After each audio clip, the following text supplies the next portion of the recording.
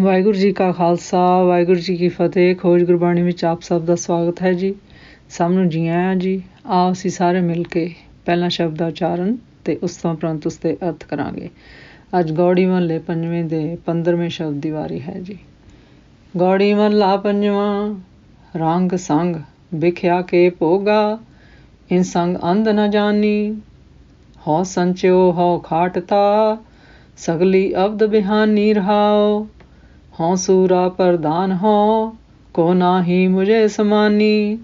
ਜੋ ਬਨਵੰਤ ਆਚਾਰ ਕੁਲੀਨਾ, ਮਨ में होए गमानी। ज्यों उलझायो बाध बुद्ध का, मरत्या नहीं बिसरानी।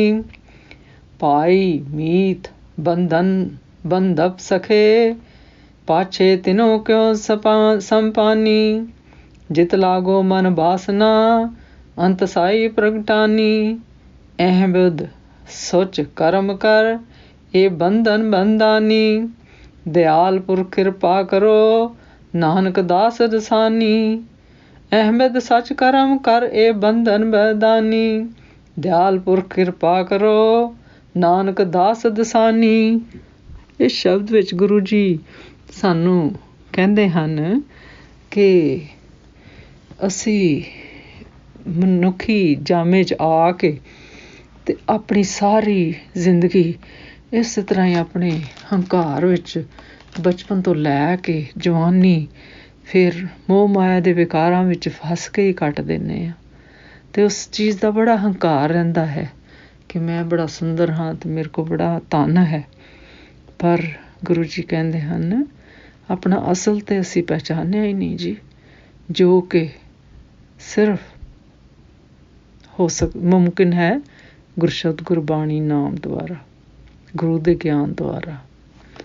ਸੋ ਇਸ ਸ਼ਬਦ ਵਿੱਚ ਗੁਰੂ ਜੀ ਕਹਿੰਦੇ ਹਨ ਕਿ ਵਿਸ਼ਿਆਂ ਦੇ ਭੋਗਾਂ ਅਤੇ ਮੌਜਾਂ ਆਦਿ ਦੇ ਸੰਗ ਵਿੱਚ ਰਹਿ ਕੇ ਅਗਿਆਨੀ ਮਨੁੱਖ ਨੂੰ ਕੁਝ ਨਹੀਂ ਸਮਝ ਨਹੀਂ ਆਉਂਦੀ ਜੀ। ਫਿਰ ਗੁਰੂ ਜੀ ਕਹਿੰਦੇ ਹਨ, ਉਹ ਕਹਿੰਦਾ ਹੈ ਕਿ ਮੈਂ ਮਾਇਆ ਇਕੱਠੀ ਕਰਦਾ ਹਾਂ, ਮੈਂ ਮਾਇਆ ਖੱਟਦਾ ਹਾਂ। ਇਸ ਤਰ੍ਹਾਂ ਕਰਦਿਆਂ ਕਰਦਿਆਂ ਉਸਦੀ ਸਾਰੀ ਉਮਰ ਬੀਤ ਜਾਂਦੀ ਹੈ ਜੀ। ਫਿਰ ਗੁਰੂ ਜੀ ਕਹਿੰਦੇ ਹਨ, ਉਹ ਕਹਿੰਦਾ ਹੈ ਮੈਂ ਸੂਰਮਾ ਪ੍ਰਧਾਨ ਹਾਂ ਜੀ, ਮੇਰੇ ਬਰਾਬਰ ਦਾ ਕੋਈ ਨਹੀਂ ਹੈ ਜੀ। ਫਿਰ ਗੁਰੂ ਜੀ ਕਹਿੰਦੇ ਹਨ ਉਹ ਕਹਿੰਦਾ ਹੈ ਮੈਂ ਜਵਾਨ ਹਾਂ, ਸਾਊਆਂ ਦੇ ਅਚਾਰ ਵਾਲਾ ਹਾਂ। ਇਸ ਕਰਕੇ ਉਹਦੇ ਮਨ ਵਿੱਚ ਹੰਕਾਰ ਹੁੰਦਾ ਹੈ ਜੀ, ਅਤੇ ਉਹ ਹੰਕਾਰਿਆ ਹੋਇਆ ਫਿਰਦਾ ਰਹਿੰਦਾ ਹੈ ਜੀ। ਫਿਰ ਗੁਰੂ ਜੀ ਕਹਿੰਦੇ ਹਨ ਮਾਇਆ ਦੇ ਮੋਹ ਵਿੱਚ ਬੰਨੀ ਹੋਈ ਬੁੱਧੀ ਵਾਲਾ ਮਨੁੱਖ ਜਿਵੇਂ ਜਵਾਨੀ ਵਿੱਚ ਉਲਝਿਆ ਰਹਿੰਦਾ ਹੈ ਜੀ। ਫਿਰ ਗੁਰੂ ਜੀ ਕਹਿੰਦੇ ਨੇ ਉਸੇ ਤਰ੍ਹਾਂ ਹੀ ਮਰਨ ਵੇਲੇ ਵੀ ਉਸਨੂੰ ਮਾਇਆ ਨਹੀਂ ਭੁੱਲਦੀ ਜੀ। ਫਿਰ ਗੁਰੂ ਜੀ ਕਹਿੰਦੇ ਪਰ ਆਪਣੇ ਮਰਨ ਉਪਰੰਤ ਆਪਣੇ ਸੰਬੰਧੀ ਭਰਾ ਮਿੱਤਰ ਸਾਥੀ ਆਦਿ ਨੂੰ ਸਾਰੀ ਸੰਪਤੀ ਸੌਂਪ ਕੇ ਜਾਂਦਾ ਹੈ ਜੀ।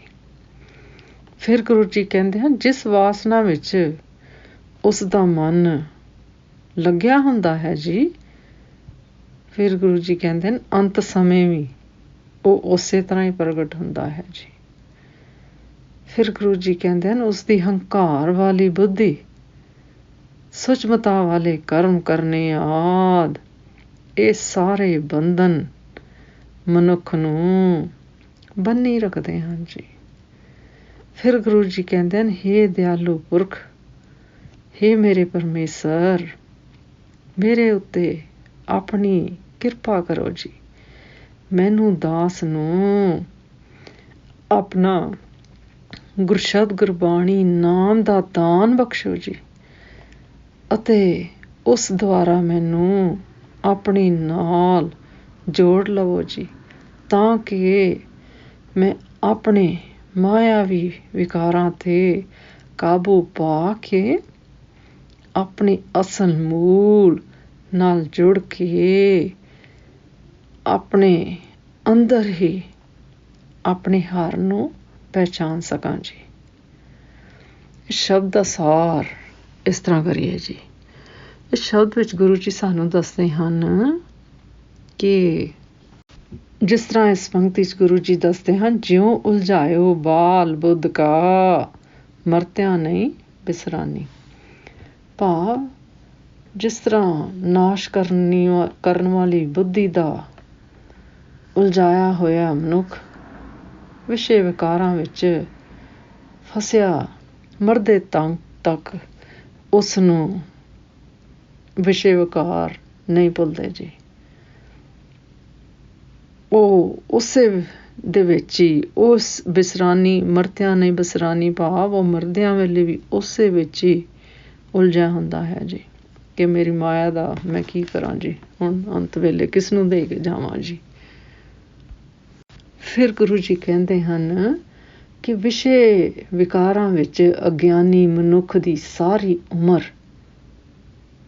ਮਾਇਆਵੀ ਵਿਕਾਰੀ ਵਿੱਚ ਫਸਿਆ ਅਤੇ ਹੰਕਾਰ ਵਿੱਚ ਆਪਣੇ ਆਪ ਨੂੰ ਬਹੁਤ ਵੱਡਾ ਸਮਝਦਿਆਂ ਹੀ ਗੁਜ਼ਰ ਜਾਂਦੀ ਹੈ ਜੀ।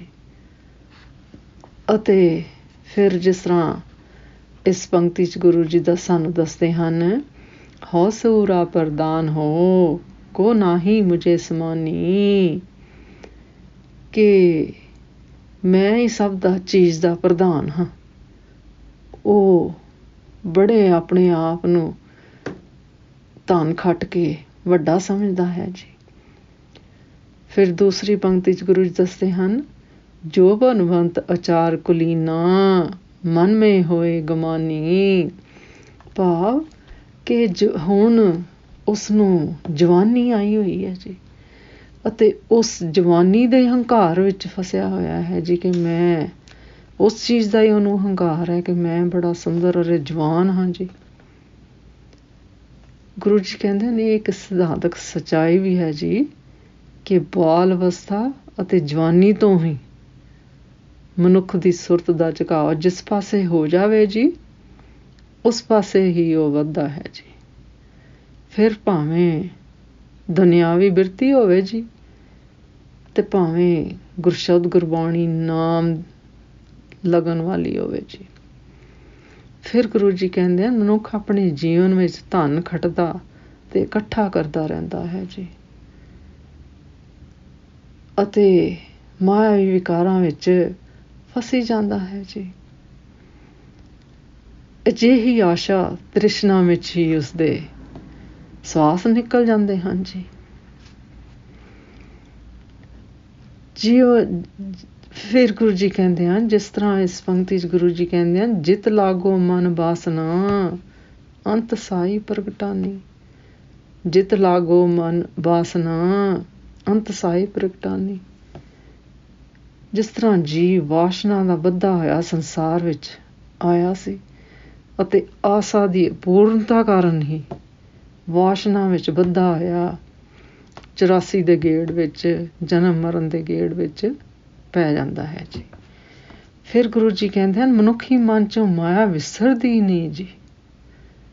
ਬਾਰ ਬਾਰ ਇਸ ਦੀ ਇਹੀ ਮੰਗ ਰਹਿੰਦੀ ਹੈ ਜੀ। ਫਿਰ ਗੁਰੂ ਜੀ ਕਹਿੰਦੇ ਹਨ, ਗੁਰਸ਼ਬਦ ਗੁਰਬਾਣੀ ਨਾਮ ਨਹੀਂ ਮੰਗਦਾ ਜੀ। ਫਿਰ ਗੁਰੂ ਜੀ ਕਹਿੰਦੇ ਹਨ ਕਿ ਇਸ ਮੂਰਖ ਨੂੰ ਇਹ ਨਹੀਂ ਪਤਾ ਜੀ ਕਿ ਮਾਇਆ ਦੀ ਮੰਗਤਾ ਹੀ ਨਰਕਾਂ ਦੀ ਅਧਿਕਾਰੀ ਬਣਾਉਂਦੀ ਹੈ ਜੀ। ਫਿਰ ਗੁਰੂ ਜੀ ਦੱਸਦੇ ਹਨ, ਬਹੁਤ ਸੂਝਮਤਾ ਵਾਲੇ ਕਰਮਾਂ ਨਾਲ ਬੁੱਧੀ ਵਾਲੇ ਵਧੇਰੇ ਹੰਕਾਰ ਹੀ ਵੱਧਦਾ ਹੈ ਜੀ। ਅਜਿਹੇ ਕਰਮ ਕਾਂਡਾਂ ਨਾਲ ਨਿਮਰਤਾ ਨਹੀਂ ਆਉਂਦੀ ਜੀ, ਸਗੋਂ ਹੰਕਾਰ ਹੰਕਤਾ ਵੱਧਦੀ ਹੈ ਜੀ। ਫਿਰ ਅਖੀਰ ਵਿੱਚ ਗੁਰੂ ਜੀ ਸਾਨੂੰ ਇਸ ਛੁਟਕਾਰੇ ਤੋਂ ਅੰਤ ਕਰਨ ਦਾ ਇਹੋ ਇੱਕੋ ਹੀ ਵਸੀਲਾ ਦੱਸਦੇ ਹਨ ਜੀ, ਜੋ ਕਿ ਪਰਮੇਸ਼ਰ ਅੱਗੇ ਉਸਦਾ ਦਾਸ, ਉਸਦਾ ਸੇਵਕ ਬਣ ਕੇ ਉਸ ਅੱਗੇ ਅਰਦਾਸ ਕਰਨੀ ਹੈ ਜੀ, ਅਤੇ ਉਸਦੀ ਕਿਰਪਾ ਮੰਗਣੀ ਹੈ ਜੀ ਅਤੇ ਕਹਿਣਾ ਹੈ ਜੀ ਕਿ ਸਾਨੂੰ ਕੁਮਾਰਗ ਤੋਂ ਹਟਾ ਕੇ ਚੰਗੇ ਮਾਰਗ ਤੇ ਸਮਾਰਗ ਤੇ ਪਾਉਣ ਜੀ। ਵਾਹਿਗੁਰੂ ਅੱਗੇ, ਪਰਮੇਸ਼ਰ ਅੱਗੇ ਇਹ ਅਰਦਾਸ ਕਰਨੀ ਹੈ ਜੀ ਕਿ ਹੇ ਪਰਮੇਸ਼ਰ, ਸਾਡੇ ਤੇ ਆਪਣੀ ਮਿਹਰ, ਕਿਰਪਾ, ਦਿਆਲਤਾ ਕਰੋ ਜੀ, ਕਿ ਸਾਨੂੰ ਗੁਰਸ਼ਬਦ ਗੁਰਬਾਣੀ ਨਾਮ ਨਾਲ ਜੋੜੋ ਜੀ, ਅਤੇ ਸਾਡੇ ਮਾਇਆਵੀ ਵਿਕਾਰ ਖਤਮ ਹੋ ਜਾਣ ਜੀ, ਅਤੇ ਅਸੀਂ ਆਪਣੇ ਅਸਲ ਮੂਲ ਨਾਲ ਜੁੜ ਸਕੀਏ ਜੀ। ਅਤੇ ਅਸਲ ਮੂਲ ਨਾਲ ਜੁੜ ਕੇ ਅਸੀਂ ਆਪਣੇ ਅੰਦਰ ਹੀ ਉਸ ਪਰਮੇਸ਼ਰ ਹਰ ਨੂੰ ਪਾ ਲਵਾਂਗੇ ਜੀ। ਸੋ ਗੁਰੂ ਤੇ ਹਮੇਸ਼ਾ ਹੀ ਸਾਡੇ ਅੰਗ ਸੰਗ ਹੈ ਜੀ। ਹਰ ਰੰਗ ਵਿੱਚ ਸਾਡੇ ਅੰਗ ਸੰਗ ਹੈ। ਲੋੜ ਹੈ ਤਾਂ ਗੁਰਸ਼ਬਦ ਗੁਰਬਾਣੀ ਨਾਮ ਦੁਆਰਾ ਆਪਣੇ ਮਾਇਆਵੀ ਵਿਕਾਰਾਂ ਨੂੰ ਕਾਬੂ 'ਚ ਪਾ ਕੇ ਆਪਣੇ ਆਪ ਨੂੰ ਪਹਿਚਾਨਣਾ, ਅਤੇ ਫਿਰ ਪਰਮੇਸ਼ਰ ਨੂੰ ਪਹਿਚਾਨਣਾ ਜੀ। ਅੱਜ ਦਾ ਵਿਚਾਰ ਕਰਦਿਆਂ ਮੇਰੇ ਕੋਲੋਂ ਨੇਕਾਂ ਭੁੱਲਾਂ ਹੋਈਆਂ ਹੋਣਗੀਆਂ, ਉਸ ਵਾਸਤੇ ਮੈਂ ਖਿਮਾ ਦੀ ਜਾਚਕ ਹਾਂ ਜੀ। ਵਾਹਿਗੁਰੂ ਜੀ ਕਾ ਖਾਲਸਾ, ਵਾਹਿਗੁਰੂ ਜੀ ਕੀ ਫਤਿਹ।